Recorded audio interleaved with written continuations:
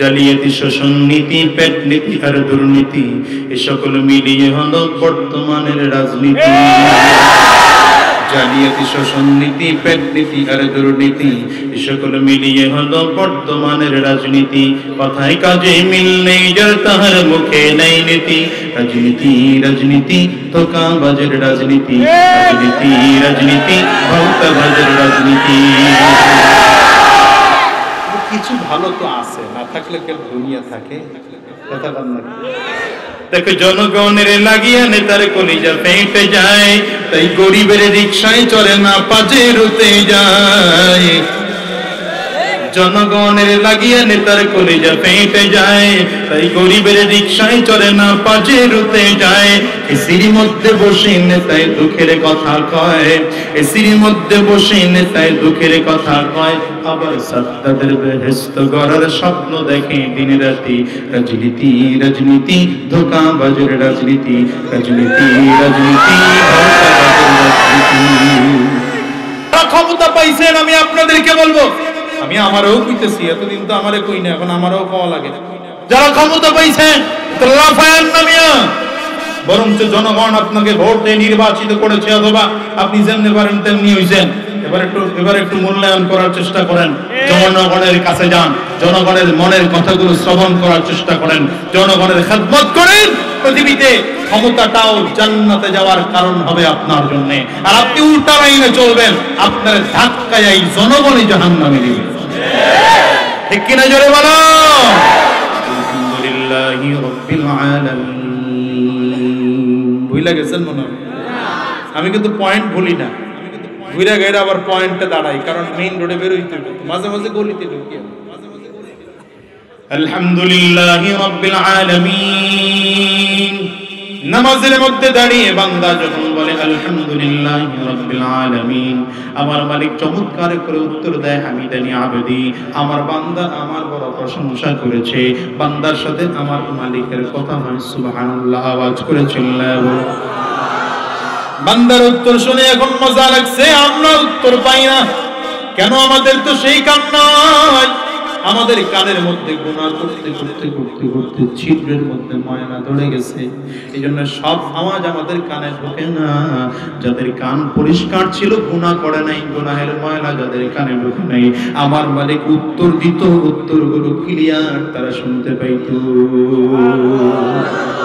এই জন্য কান আছে আমাদের, কিন্তু এই কান তো সেই কান না।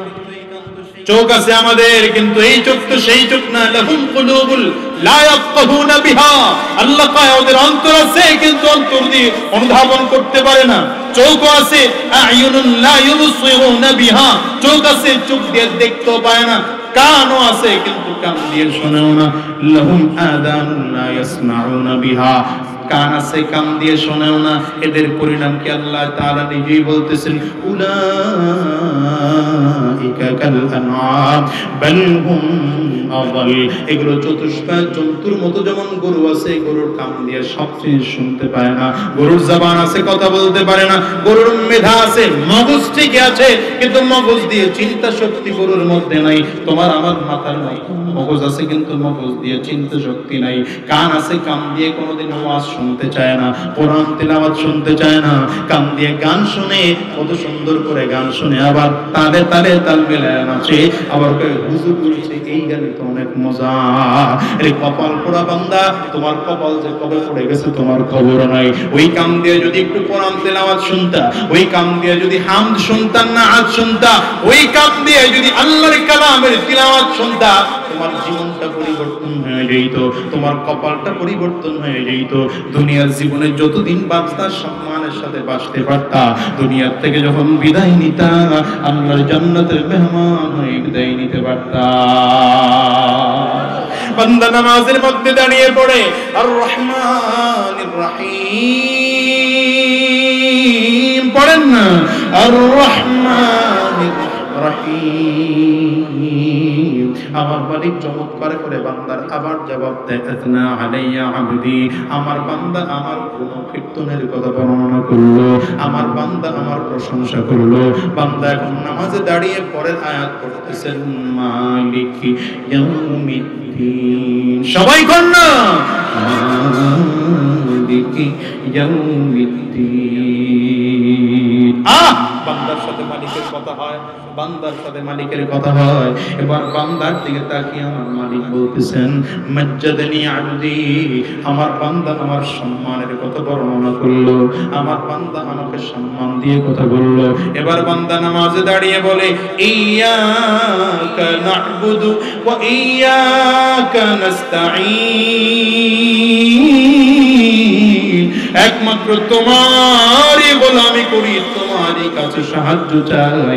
বান্দা যখন এই কথাটা বলেছে, আল্লাহ তাআলা চমৎকার করে জবাব দেয়, হাদা বাইনি ওয়া বাইনা আবদি ওয়া লিআবদি মা সাআল। এটা কিছুটা বান্দা তার নিজের জন্য বলেছে, আবার কিছু কথা বান্দা আমার জন্য বলেছে। ওই যে বলেছে ইয়্যাকা না'বুদু, এটা বান্দা আমার জন্য বলেছে, ওয়া ইয়্যাকা নাস্তাঈন বলেছে বান্দা এটা তার নিজের জন্য বলেছে। আমার আল্লাহকে আমার বান্দা নিজের জন্য যা যা বলেছে, আমার বান্দা আমার কাছে যা যা চাইলো, আমি আল্লাহ বান্দারে তা দিয়ে দিলাম। মালিকের কাছে চাইলেই পাওয়া যায়, চাইলেই পাওয়া যায়, কথা কয় না। মালিকের কাছে চাইলেই পাওয়া যায়। মালিকের কাছে পাওয়ার জন্য বেঈমানরাও চাইয়া পাইছে, শুধু ইমানদাররা চাইয়া পাইছে এমন নয়। গুনাহগাররাও মালিকের কাছে চাইয়া পায়, বেঈমানরাও তো মালিকের কাছে চাইয়া পায়। ওই ফেরাউন কিন্তু আমার মালিকের কাছে চাইয়া পাইছে।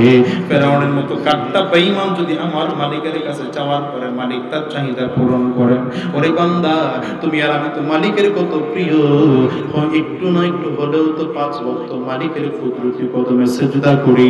আমার কালিমা মালিকের কাছে পছন্দ না হলেও তো পড়েছি লা ইলাহা ইল্লাল্লাহু মুহাম্মাদুর রাসূলুল্লাহ। আমার মালিক তোমার আমার চাহিদা অবশ্যই পূরণ করবেন। ফেরাউনের চাহিদা কেমনে পূরণ করছেন সবারই তো জানা আছে। নিজে দাবি করে বসছে, আনা রাব্বুকুমুল আ'লা, আমি সবচেয়ে বড় রব। আল্লাহ বলেন, তুই কত বড় রব আমার একটু দেখা দরকার। নীল দরিয়ার পানি আমার আল্লাহ তাআলা শুকাইয়া দিলেন। নীল দরিয়ার পানি শুকিয়ে গেলে লোকজনগুলো সব চলে এসেছে, খোদা আপনি যদি নীল দরিয়ার পানি না দেন আমাদের অবস্থা বড় খারাপ হয়ে যাবে। ফেরাউন একদিন, 2 দিন, 3 দিন করে করে বারবার করে ঘুরাইয়া এবার যখন 3 দিনের মাথায় এসে ঠেকে গেছে, হিসাব মিলায় দেখতেছে আগামীকালকের মধ্যে যদি পানি না দেওয়া হয় মানুষ আমার বিরোধিতা করবে, মানুষ আমার বিরুদ্ধে চলে যাবে, আমার খোদাগিরি টিকবে না। এবার ফেরাউন একা একা রওনা করেছে, সাথে কোনো বাহিনী নাই, বিমান বাহিনী, আর্মি বাহিনী, র‍্যাব, পুলিশ, বিডিআর আর্মি কেউ নাই, একা একা রওনা করেছে। পাহাড়ের চূড়ায় ওইটা গর্তের মধ্যে ঢুকা এবার করুণ সুরে পাও দুইটা উপরের দিকে বাম দিয়ে আমার মালিকের ডাক দিছে, দয়ার মালিক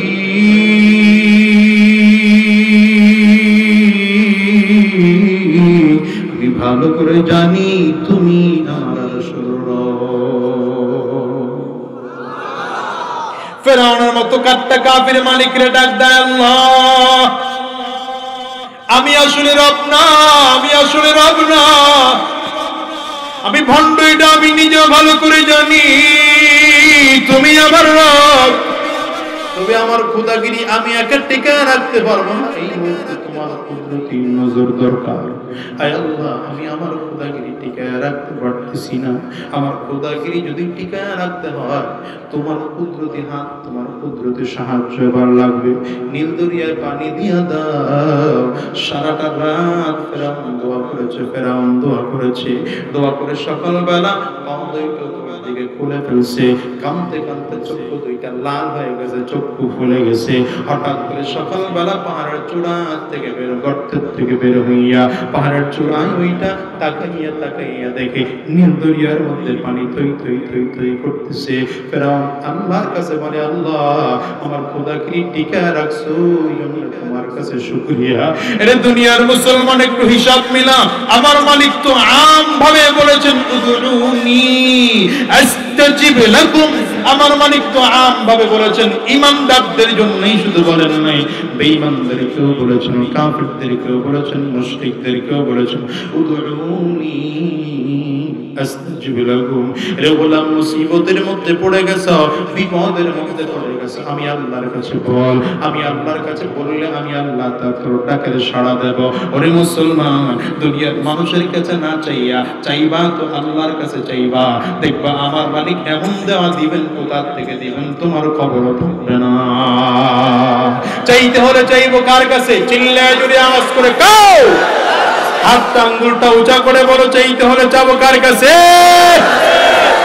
আরো জোরে বলো, কার কাছে? আল্লাহর কাছে যাও, আল্লাহর কাছে যাও, আল্লাহর কাছে যাও। দেওয়ার একমাত্র মালিক হলেন আল্লাহ। দুনিয়ার মানুষের কাছে চাইলে মানুষ বেজার হয়, না চাইলে মানুষ খুশি হয়।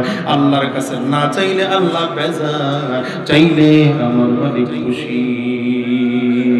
हर घड़ी देने के तू तैयार है, हर घड़ी देने के तू तैयार है, जो न मांगे उससे तू बेजार है, जो न मांगे उससे तू बेजार है। আমার মালিক তো দেওয়ার জন্য তৈয়ার, যে চায় না মালিকের কাছে সে পায় না।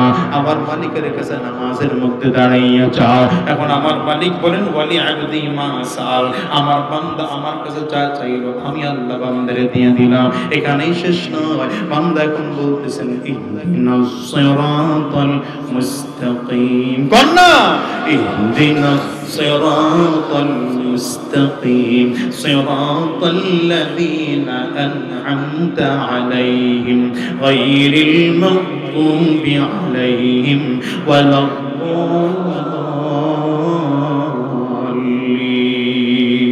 আমার মালিক কত চমৎকার করে জবাব দেয়, হাদা লিআবদি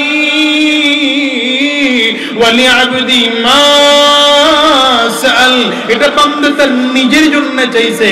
আল্লাহ বলেন বান্দা নিজের জন্য যা যা চাইলো আমি আল্লাহ তাআলা বান্দারে সব দিয়ে দিলাম।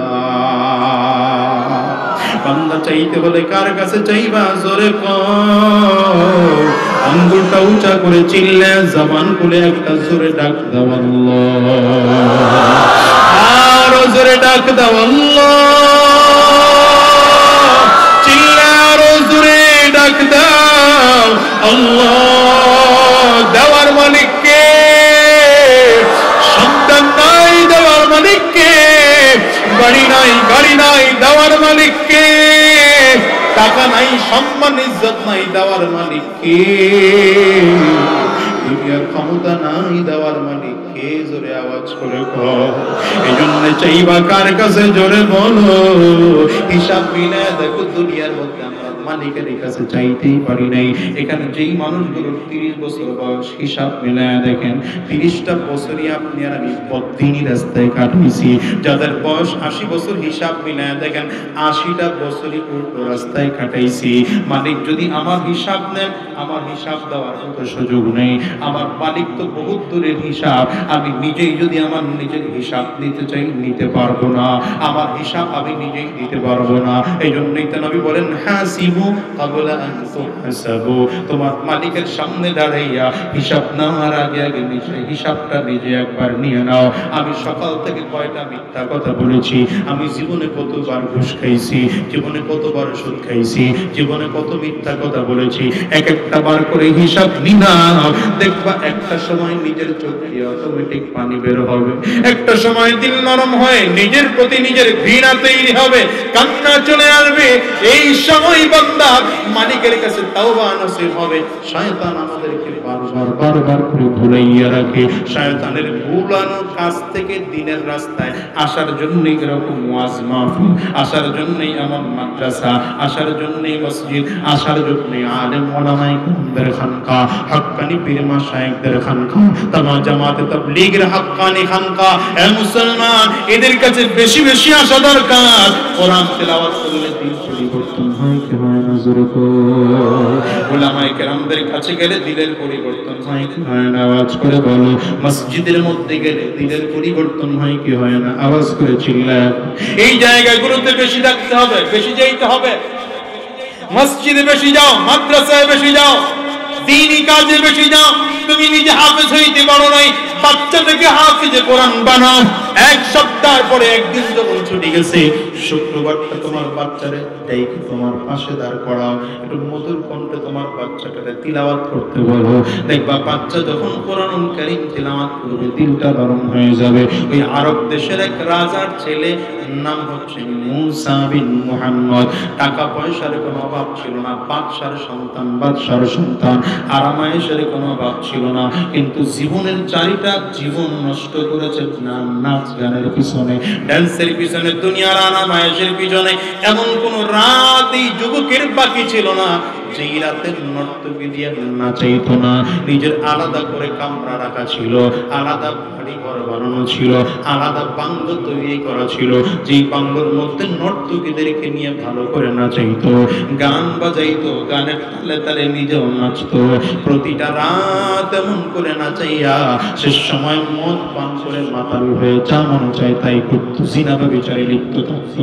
আল্লাহর বান্দা এমন করে করে জীবনের 28টা বছর কাটাইছে। কত বছর?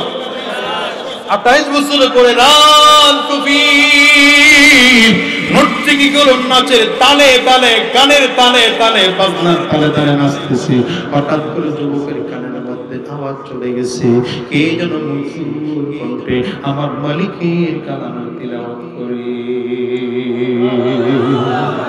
আমার মালিকের কণ্ঠের, মালিকের কালামের তিলাওয়াত শুনি না গানওয়ালারে ইশারা দিয়ে বন্ধ করতে বলে, গানটা বন্ধ কর। গান বন্ধ হয়েছে, নর্তকীদের নাচতে বন্ধ করে দিল, ইশারা করে বন্ধ কর। কোথা থেকে যেন মধুর কণ্ঠের আল্লাহ পাকের কালামের আওয়াজ ভেসে আসতেছে। মধুর কণ্ঠের আওয়াজটা কোত্থেকে আসতেছে? কেমন যেন তারে পাগল বানিয়ে ফেলেছে। মধুর কণ্ঠের তিলাওয়াত যেন তারে যেমন আশ্চর্য করে ফেলেছে। আশপাশের লোকজনদেরকে ডেকে বলে, তাড়াতাড়ি করে খুঁজে বের কর কোথা থেকে তিলাওয়াত হয়, সেই লোকটাকে ধরে আমার কাছে নিয়ে আয়। লোকজনগুলো খোঁজাখুঁজি করতে আরম্ভ করেছে। আশপাশের কোনো বাড়ি ঘরে তিলাওয়াত হয় না। কোথায় তিলাওয়াত হয়? দূরে গিয়ে দেখে মসজিদের মধ্যে একজন যুবক জীর্ণ শীর্ণ কাপড় পরে গেত, চেহারাটাও খুব দেখতে ভালো মনে হয় না। বান্দা দাঁড়াইয়া দাঁড়াইয়া আমার মালিকের কালামের তিলাওয়াত নামাজের মধ্যে করতেছে। এই দুই বান্দা পেছনে দাঁড়াইয়া আছে। আল্লাহর বান্দা অনেকক্ষণ পরে যখন নামাজ শেষ করেছে, দুইজন ডেকে বলে, চলো না, যে তিলাওয়াত করতেছিলে আমার মালিক তোমাকে নিয়ে যাইতে বলেছে। এবার যুবকের সামনে হাজির করে দেওয়া হলো, মুসা বিন মুহাম্মদের সামনে হাজির করে দেওয়া হলো। মুসা বিন মুহাম্মদ ডেকে ডেকে বলে, আল্লাহর বান্দা এতক্ষণ দাঁড়িয়ে যে কালাম তিলাওয়াত করতেছিলে, আল্লাহর বান্দা আমাকে তিলাওয়াত করে শোনাইবা? সুন্দর করে যুবকটা ডাক দিয়ে বলে, ভাই শোনাইতে পারি, তবে আমার শর্ত আছে, যে কোনো ভাবেই আমি তোমাকে শোনাবো না।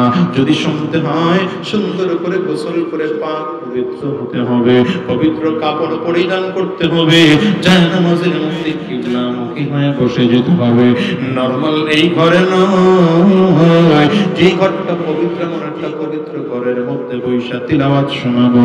যুবক রাজি হয়ে গেল, সুন্দর করে গোসল করে পাক পবিত্র হইয়া পবিত্র কাপড় পরিধান করে আল্লাহর বান্দা যুবকের সামনে হাজির হয়ে গেল।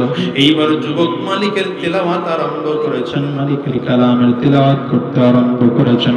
আলাল আরাইকি ইয়ানজুরুন তা'রিফু ফি ওজুহিহিম নাযরাতান নাঈম ইসকাউনা মির রাহিকিম মাখতুম খিতাবুহু মিস্ক ওয়া ফি যালিকা فليتنافس المتنافسون ومزاجه من تسنيم عينا يشرب بها المقربون।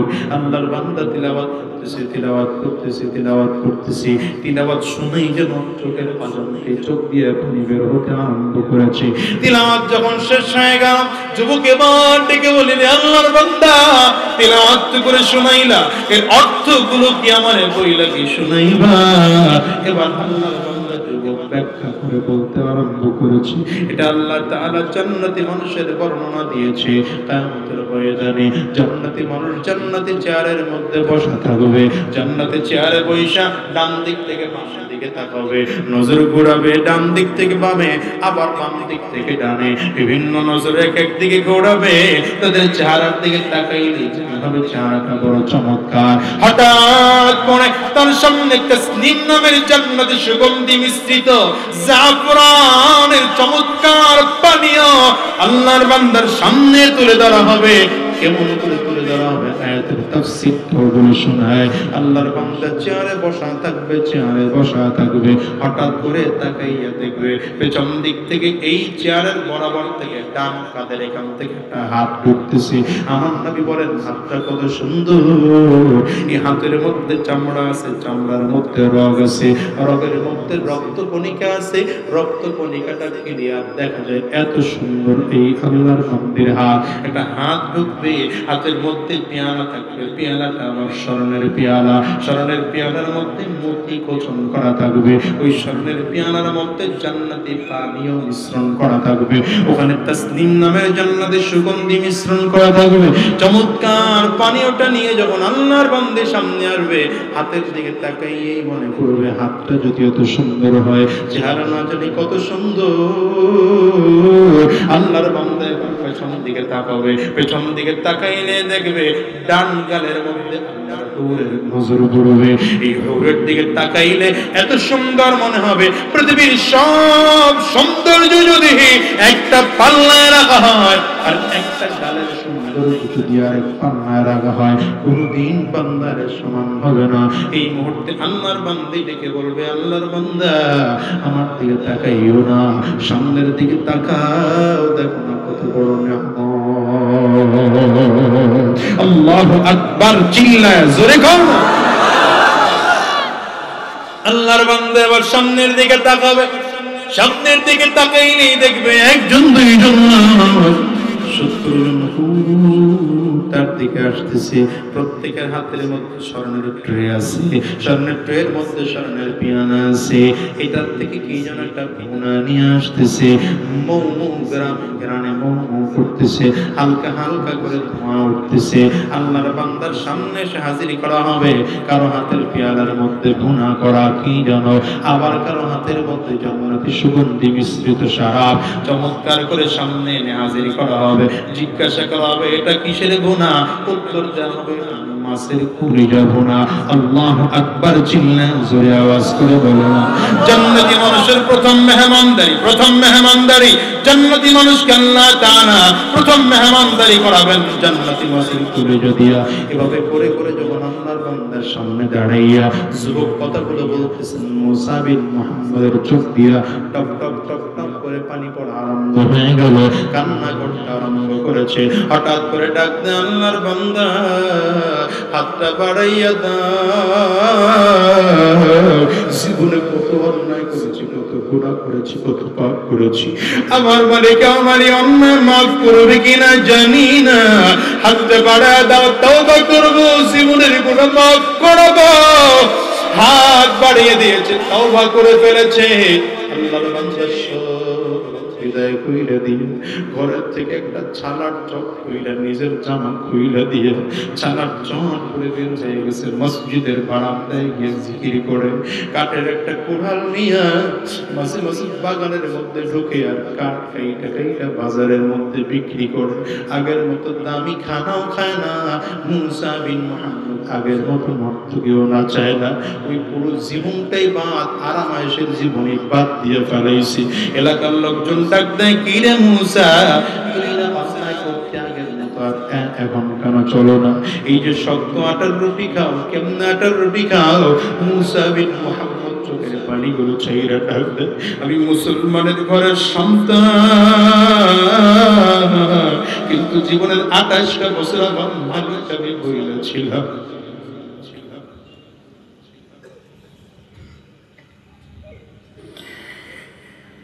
আমার মালিককে আমি স্মরণ করি না, আমার মালিক আমারে বারবার করে ডাকছে, মালিকের ডাকের সাড়া দেই নাই।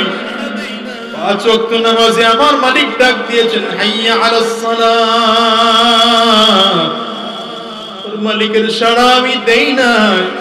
এই 28টা বছর আর কম আমি করি না। 28টা বছর পরে এসে দেখলাম আমার মালিকের ডাকের সাড়া দেওয়া ছাড়া আমার কোনো উপায় নেই। আমি আর জীবনে ভালো খানা খাবো না, আমি কাঠ কেটে কেটে বাজারে বিক্রি করবো। ওই আরামগুলোর মধ্যে আরাম আছে, কিন্তু তার চেয়ে 1000 গুণে বেশি আরাম আজকে আমার ছাড়ার চটের মধ্যে। কারণ তখন আমার মালিকের সাথে কথা হতো না, এখন আমার মালিকের সাথে নামাজের মধ্যে দাঁড়াইয়া কথা হয়। আল্লাহর বান্দা বাজারে গিয়া কাঠ কেটে কেটে বাজারের মধ্যে বিক্রি করে, কিছু টাকা দিয়ে আটা কিনে এনে রুটি বানাইয়া খায়, কিছু টাকা জমা করে রাখছে। মনে মনে চিন্তা, যদি কোনোদিন টাকা পয়সা জমাইতে পারি, আমি মদিনায় যাব, মক্কাতুল মুকাররমায় যাব। আর কিতাবে লেখে কিছুদিন পরে আল্লাহর বান্দা কিছু টাকা জমাইতে পারছে, এবার পায়ে হেঁটে মক্কার দিকে রওনা করেছে। মাঝে মাঝে হেঁটে হেঁটে মদিনায় যাইত, মাঝে মাঝে হেঁটে হেঁটে মক্কায় যাইত। জীবনের শেষ সময়টা মক্কা মদিনায় বান্দা কাটাইয়া দিছে। মাঝে মাঝে নবীর রওজার পাশে দাঁড়াই চোখের পানিটা ছেড়ে কান্না করত, আর ডাক দিয়ে বলতো নবী আমার, জীবনের কতটা সময় অন্যায় করেছি, পাপ করেছি, গুনাহ করেছি, কিয়ামতের ময়দানে তুমি আমার পক্ষে শাফাআত করবে কিনা জানি না। নবী, তুমি যদি আমার পক্ষে শাফাআত না করো, আমার প্রতি কোনো উপায় নাই। আল্লাহর বান্দা হাইটা হাইটা মাঝে মাঝে কাবার গিলাফের সামনে দাঁড়ায় যেত, কাবার গিলাফটা টান দিয়ে বুকের মধ্যে জড়াইয়া ডাক দিত, দয়ার মালিক,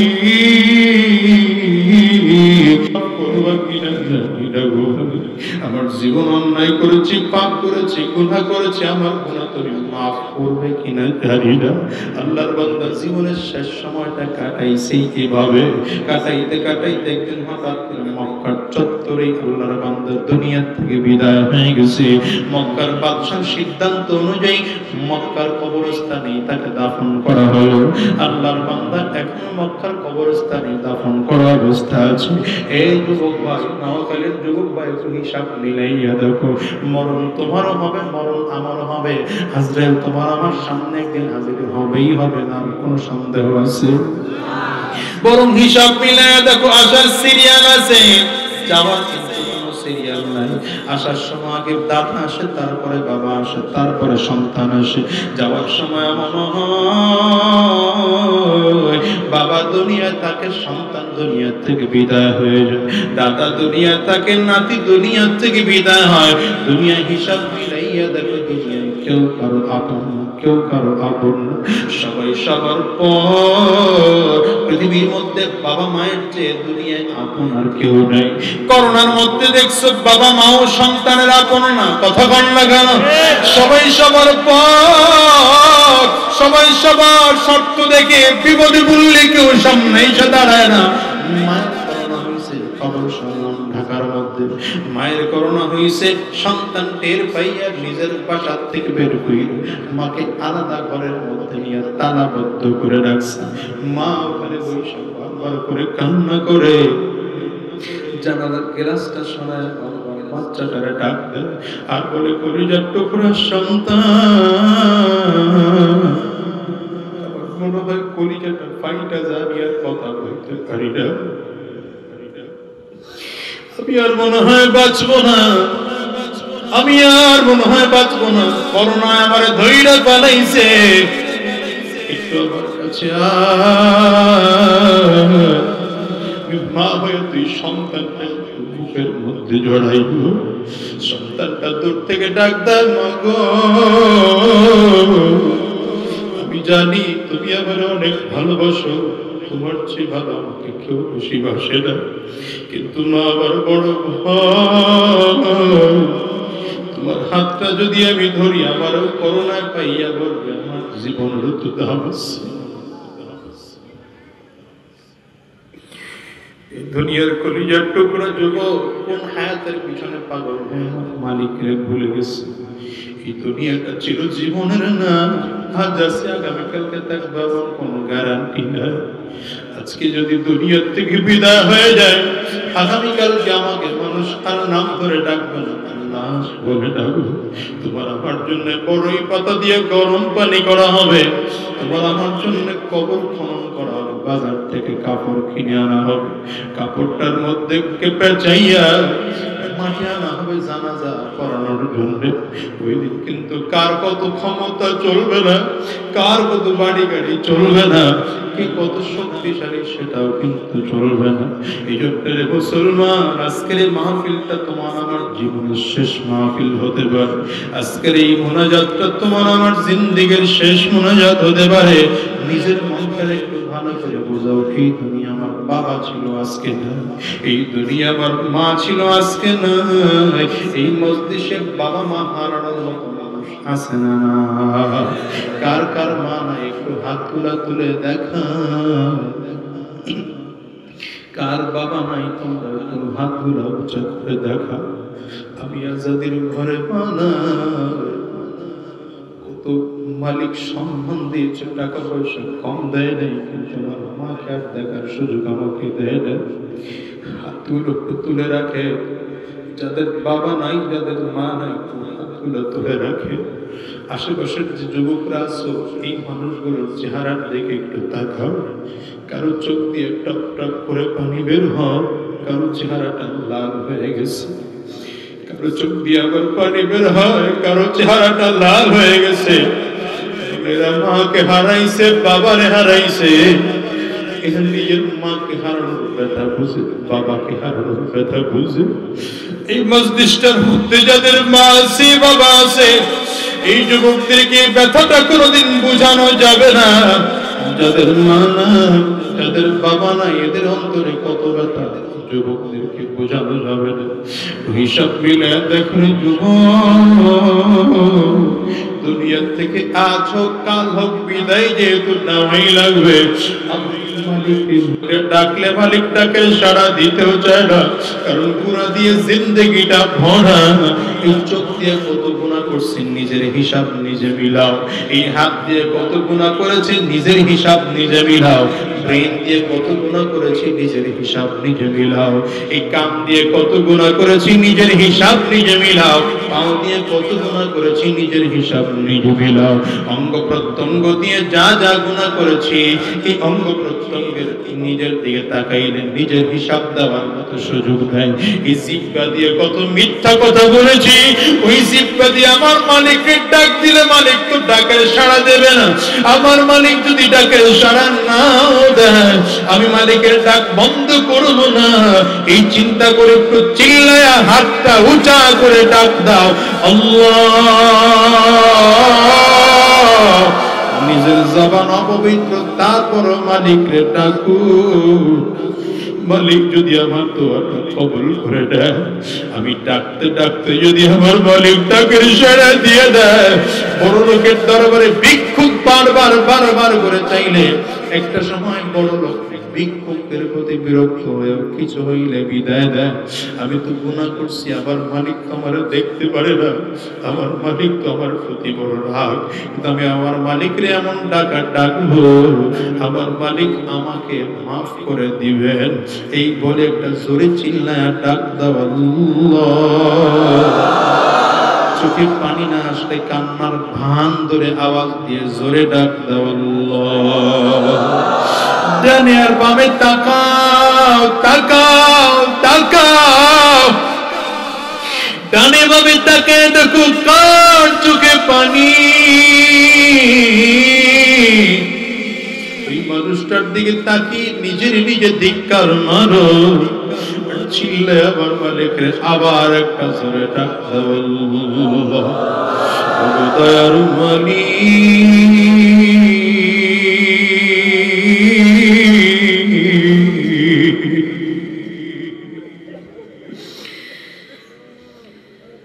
তোমার গোলাপের দিকে তাকাইয়া দেখো, স্টেজের ওলামায়ে কেরামদের দিকে তাকাইয়া দেখো, এরা চোখের পানি ছেড়ে কান্না করে আর তোমার কাছে মাফ চায়। আল্লাহ মেহেরবানি মেহেরবানি করে জিন্দেগির গুনাহ মাফ করে দাও, তোমার ভালোবাসা অন্তরে ঢুকাইয়া দাও। চিল্লায়া আওয়াজ করে জোরে বলেন আমিন, আরো জোরে বলেন আল্লাহুম্মা আমিন। হাতগুলো নামায় না, উঁচু করে রাখেন, উঁচু করে রাখেন। এই হাত দিয়ে অনেকে মাকে খবরে রাখছেন, এই হাত দিয়ে অনেকে বাবাকে খবরে রাখছেন, এই হাত দিয়ে কেউ কাবার গিলাফ করেছেন। আজকের এই হাত দিয়ে আমরা একটা নেকের কাজ করব, সবাই রাজি আছেন? আমার সাথে পড়েন বিসমিল্লাহির রহমানির রহিম। আরেকবার পড়েন বিসমিল্লাহির রহমানির রহিম।